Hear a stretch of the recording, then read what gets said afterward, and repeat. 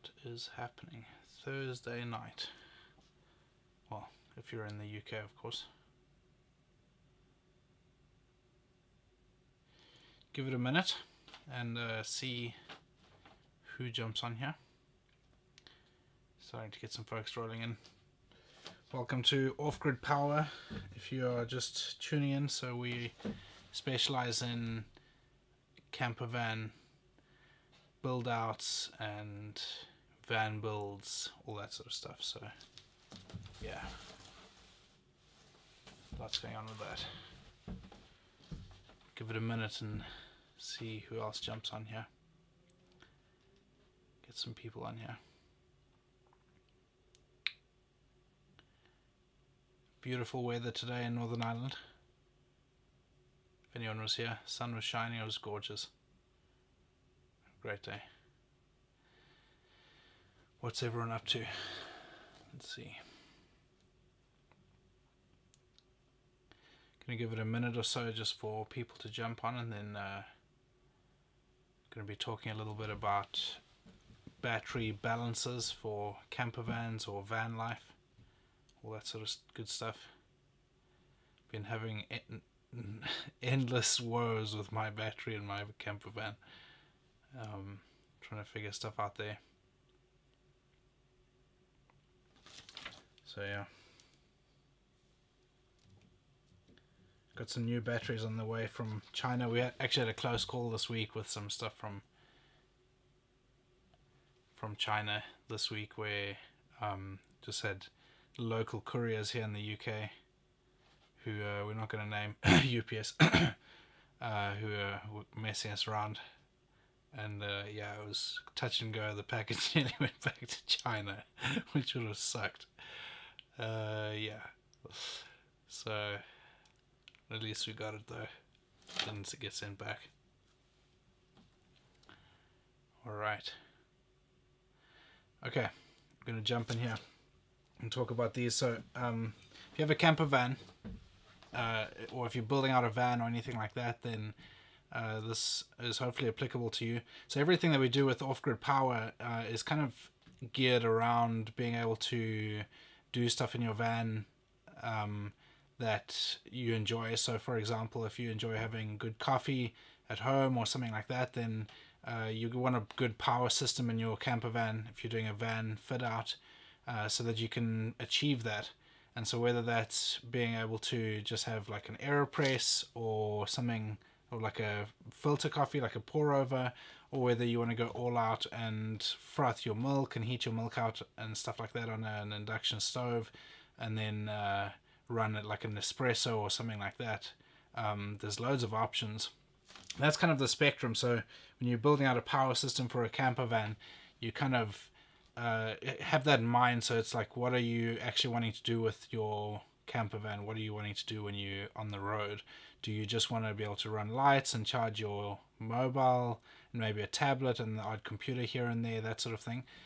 Or do you actually want to be able to do something more than that, run an inverter, get AC power, have sockets that you can plug stuff into, like conventional appliances like you have in your kitchen at home, that sort of thing. And so those are kind of the two ends of the spectrum, and then there's everything in between that. So guys that may want a small inverter to be able to just charge a laptop or something like that, and then there are obviously guys that just want the bare basics, that's just going to use a torch and a gas stove and sleep in a van on a mattress, that sort of thing. But yeah, so what we're doing here is just playing with loads of different power options for vans and for van fit outs, so that you can achieve both ends of the spectrum. And so I kind of, and obviously the fancier you go, the more advanced you go in the technology and the chemistry of the batteries, all that sort of stuff, generally speaking, the more you pay for it, and the more expensive the system is, and the more accessories you have that go with it and all that sort of stuff. So it gets, it can get quite complicated, but we try and simplify it as much as we can, to be able to achieve what we want, which is to be able to have a power system that doesn't break all the time, and that gives you good reliability, and that you're able to make the coffee if you want to, or just run your lights or charge your mobile, whatever the case is. So one of our favorite methods of getting power into camper vans is with lithium iron phosphate prismatic battery cells. So there are a bunch of options that you can choose when you go down the lithium route, in terms of like a Battleborn or something like that, sort of those more established big brands. But then there's loads of options in terms of building your own lithium iron phosphate batteries. And the main reason why we prefer lithium iron phosphate is because, sort of pound for pound, if you like, it's one of the best value for money if you shop around for good cells and a good BMS and all those sort of things. And your performance on it is way superior to your conventional old-fashioned lead acid or something like that. So if you take like a 100 amp hour lead acid versus a 100 amp hour lithium iron phosphate, your lead acid, you are going to get probably about 40% of the performance of that lithium iron phosphate battery.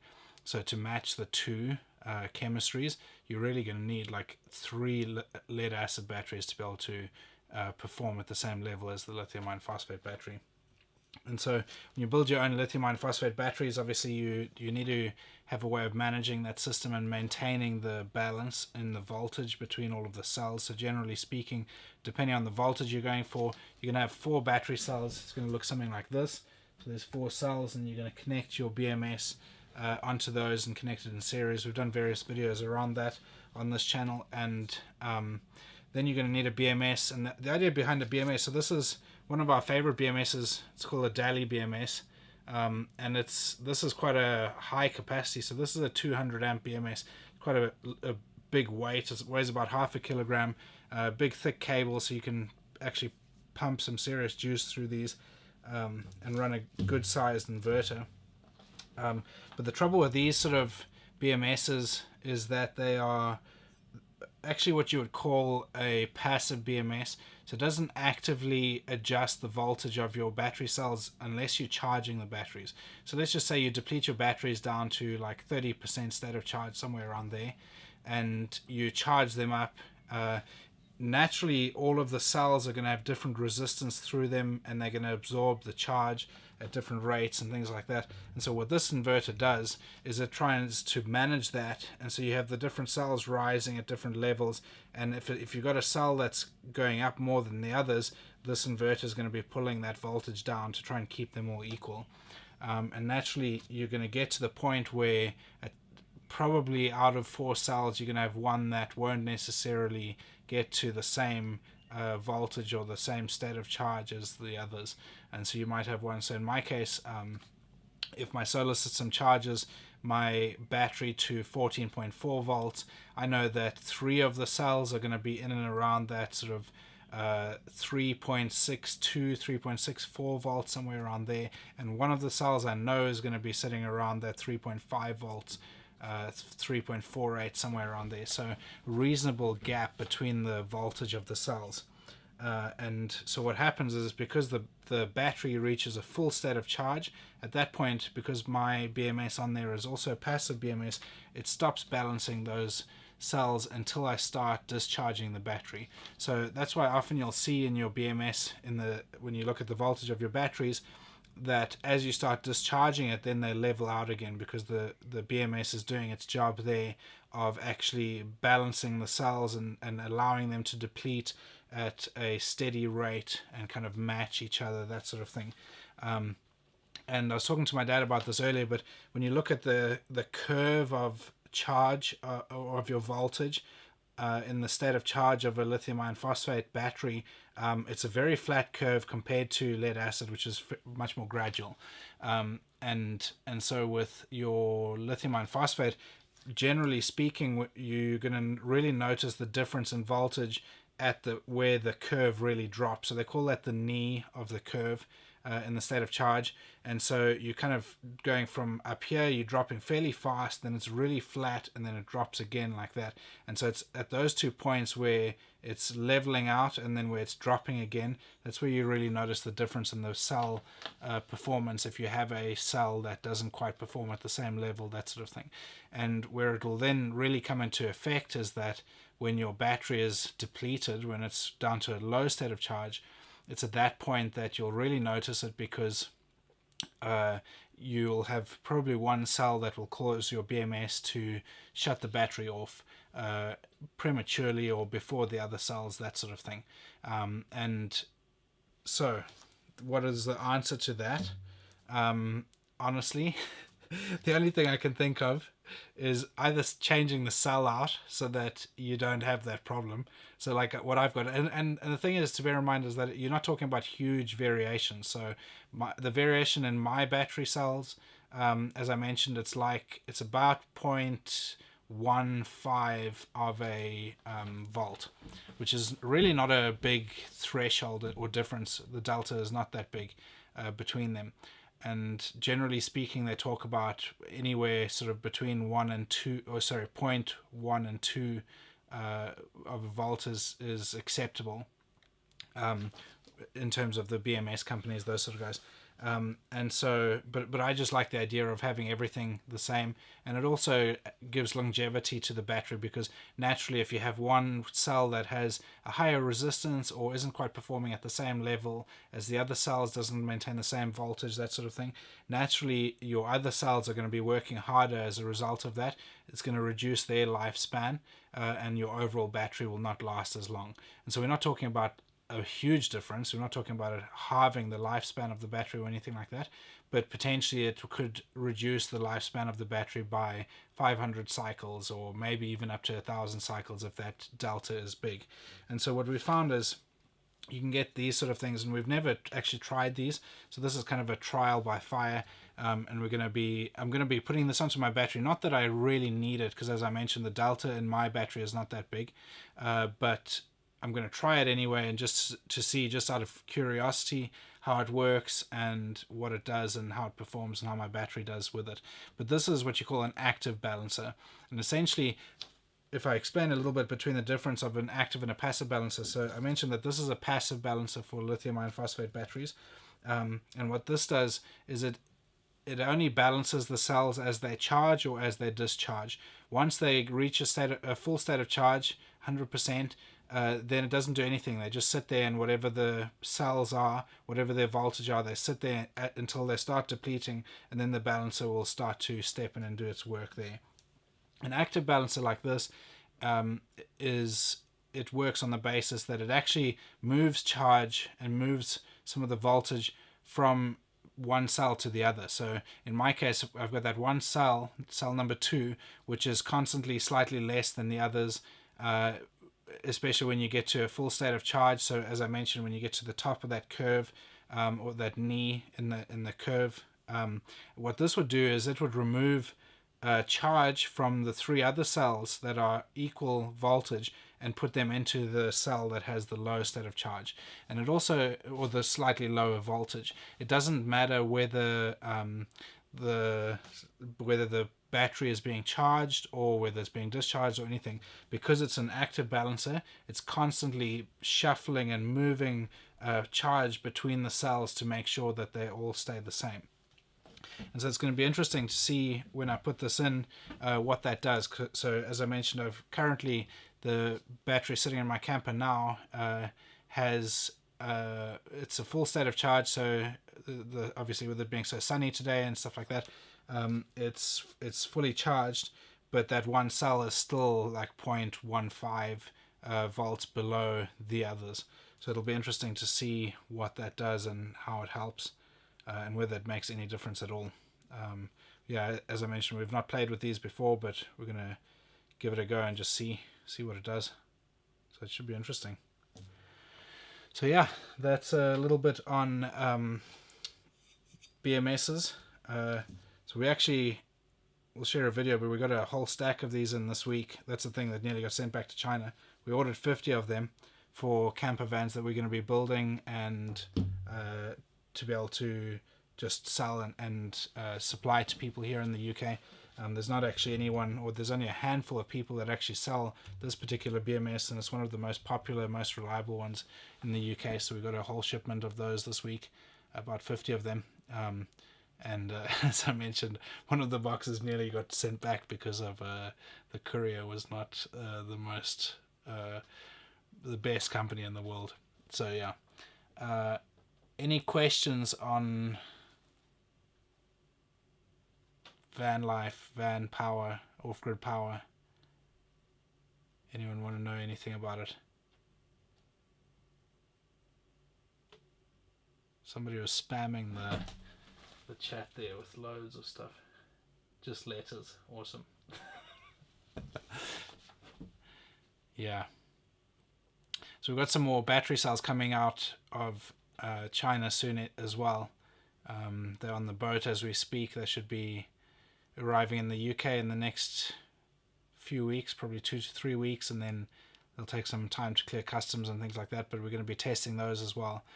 It's 2 different manufacturers, so we're going to be trying those batteries out just to see what they're like.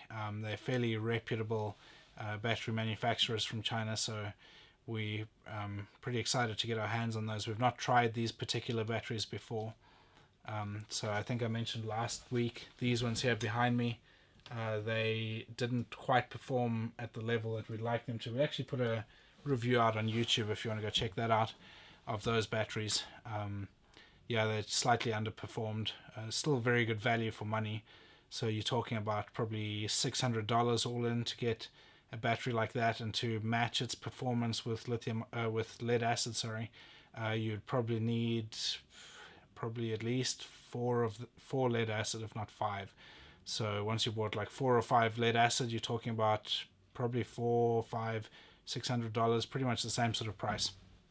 And your weight difference, I mean, this is the weight of 1 lead acid versus 5 of them. You're talking about a big weight difference. What are we making? Making batteries for camper vans. So we build out vans and we put in power systems into camper vans. So this is a BMS for lithium iron phosphate battery. BMS stands for battery management system. So we are all about camper van power, helping people to be able to run an espresso machine in their camper van, or charge their mobile phones, or charge their cell phone, or tablets, laptops, all that sort of stuff. Yeah, it's good fun once you get into it. Sometimes it's a bit mind-boggling. I was chatting to a guy on Instagram this week, and he was trying to figure out like what is good information and what's bad information, because there's so much stuff on the internet. And so I was just giving him some pointers, and it actually led us to putting together a diagram of a camper van and how we would actually structure all of the power in a camper van in terms of the solar panels and charging it from the engine and stuff like that. So we're going to be sending that out to our email list tomorrow, that diagram. So if anyone wants that, then jump on the link in our bio. You can jump on the email list and you'll get that diagram tomorrow. So yeah, hopefully that'll be helpful for somebody, because yeah, there's a plethora of information and so many people that put stuff out on YouTube that just learnt it like while they were playing around.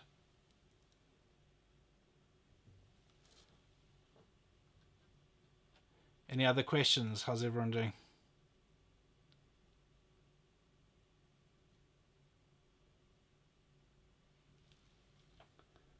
How long does it take to test a battery? A long time. So it depends. So there's two main methods of testing a battery. So you could do like what we call a low current test, which is where you just put a low draw on the battery, like 10 amps, something like that. And so this is the tester that we like to use here. I don't know if you can see it there. It's got a little fan, just heats up a little element inside here and draws power off the fan, just cools that down. So it just uses heat to draw power off the battery. So that you'd run at like probably 10 amps, 15 amps. So if you bear in mind that this battery here is a 285 amp hour battery.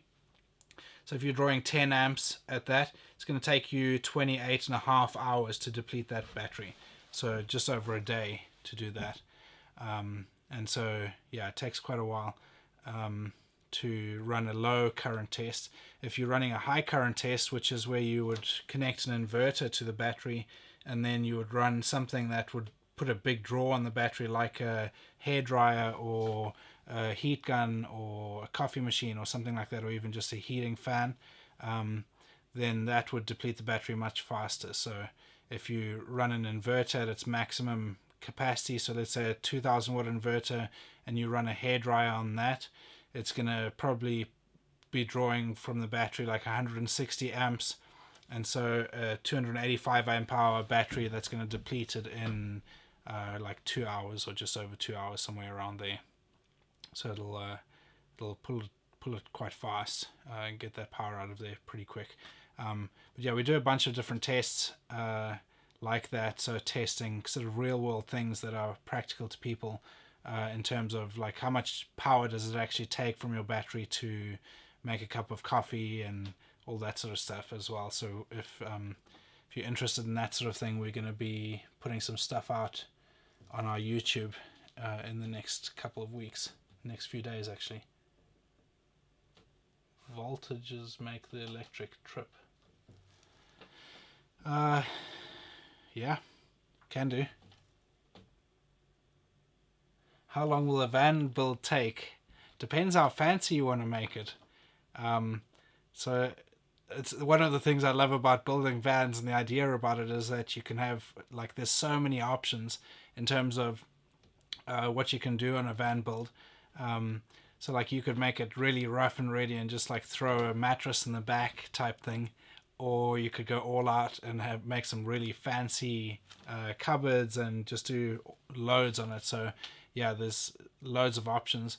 I think to do like a decent build would take us probably 4 to 8 weeks to do like a decent build. Something that's nice, mostly sort of plywood, furniture and cabinets, that sort of thing. We like to make it as comfortable as possible when we would build out a van, so we would put in showers, toilets, and a decent power system to be able to make your coffee in the morning, all that sort of stuff. Have a decent bed in there. Personally, I quite like just having the bed fixed. That's not like that, you're not making the bed every day. That's just my personal preference. My camper van has 2 beds like that. Or the one at the front you drop down, but I just like the idea of not having to lift the bed up every single day. I'd rather drive a slightly bigger vehicle that enables you to have a seating area that's separate to your bed. That's just my personal preference. Just because I don't like having to make the bed every day, and I like to be able to just lie on it. I've got small kids as well, so it's handy for them to just be able to play on the bed and stuff like that without having to make the bed every day and then figure out where you're going to store all your bedding and all that sort of stuff. But yeah, I'd say probably 6 weeks, 8 weeks, somewhere around there to do a decent job of a van. If you want to go really fancy with sort of fancy wood and things like that for your cabinets and stuff like that, it might take a bit longer just because of what's involved with building those out. But if you keep it fairly accessible, then plywood, that sort of thing, 6 to 8 weeks, I reckon. To just do an electrical fit out is much quicker though. So the electric side of it, I'd say a few days to a week, depending on how fancy it is. But that also depends on whether you have to run wires to hide them and stuff like that. So the fancier you make it, the more time it'll take, I guess, is the short answer. What time are we on there? 20 minutes. Cool. Yeah, but we're going to be building out a new van over the next couple of months. We're actually in the process of looking for a van now. So we're going to do that as a bit of a project that we'll keep everyone posted on this channel here. So if you're interested in that sort of thing, want to see how we actually build out a van, then definitely follow along on that, because it'll be an interesting one. We're going to do it with the purpose of it being accessible, so we're not going to make it super fancy with loads of different tools and things like that. Basically want to show people how you would do it just on your driveway with some basic tools and things like that, but still keep it looking really good and do a really good job of it, and most importantly have it super functionally rich in the sense of having a really good electrical system, bathroom, toilet, all that sort of stuff.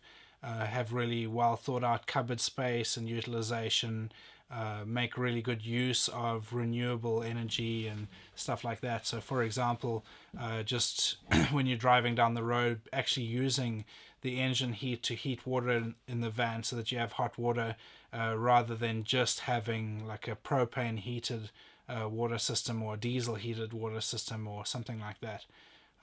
So a bunch of different options we're busy looking into at the moment, in terms of how to best use the energy that you're already putting out. Because it's funny, what fascinates me, I actually saw quite a well-known TikToker, and they have quite a big Instagram following, built out their own van, and they travel around Europe and stuff. And I just noticed the other day they mentioned something around the electrics in their van and how they had never even connected up their engine battery to the electrical system on their van. And to me that was so bizarre, because one of the most efficient ways of charging your batteries, or at least topping them up, is just tapping into the power that your engine makes already. And I mean, there's various ways of doing that. So you can use like a split charge system or something like that, which is fine if you have lead acid or gel based battery storage. But if you're using lithium iron phosphate, then you're definitely going to want a DC to DC charger, just because your alternator doesn't put out a constant voltage. So when your car is driving, your alternator, the voltage is jumping all over the place depending on how many revs the belt on the alternator is doing, and also depends on how much power your engine battery is drawing from the alternator. So that is dependent on how much it's being used. So whether you have your lights on, whether you have your AC on, whether you are using the radio, whether you're charging your cell phone while you're driving, all those sort of things will affect your engine battery's voltage, and then affect the draw that's on the alternator, and ultimately the draw that your leisure battery or your house battery can take from the alternator. And so that's why lithium iron phosphate likes a constant voltage, and also a slightly higher voltage to charge it well than your engine battery. So that's why we always say DC to DC charger is essential for lithium iron phosphate. But yeah, it was really interesting to me that these guys hadn't connected up their leisure system to their engine battery, and they relied solely on solar. And they traveled a reasonable amount to like Northern Europe and that, which in winter, I was surprised that they were able to charge those batteries just on solar in winter in Northern Europe. I was quite surprised. But yeah, so I always recommend that people make full use of the engine's power while you're driving down the road, especially if you're doing big road trips and stuff, doing like decent driving distances, like 3-4 hours. You can get a decent charge into your battery if you have a good DC to DC charger. And then obviously solar is a good way to go as well, just because you can use that. Yeah, cool. Well, I think we're going to call it there. We've been on here 25 minutes, talked about these things, and yeah, it's been fun. So I'm quite enjoying doing this on a weekly basis, so we're going to carry on doing this. We're going to be talking about a lot more. As I mentioned, we got that cool diagram on what we think is the best electrical system for a van build. We're going to send out to our email list tomorrow. So if you want in on that, then jump into the link in our bio and you can get onto that list and get that diagram. We send out weekly emails to that list. All good stuff, valuable information if you're into van builds and off-grid power, that sort of thing. And we've got a cool video coming out on Sunday as well on our YouTube channel for anyone interested in how much power it takes from your battery to make a cup of coffee using an espresso machine. So yeah, if you want to watch that and see what that looks like, then jump on there, because that'll be good. The guys filmed it today, so I had a look at some of the clips. It looks good. The coffee looked good too. But yeah, thanks for joining in on this live. We'll see you guys soon, and yeah, take care. Cheers.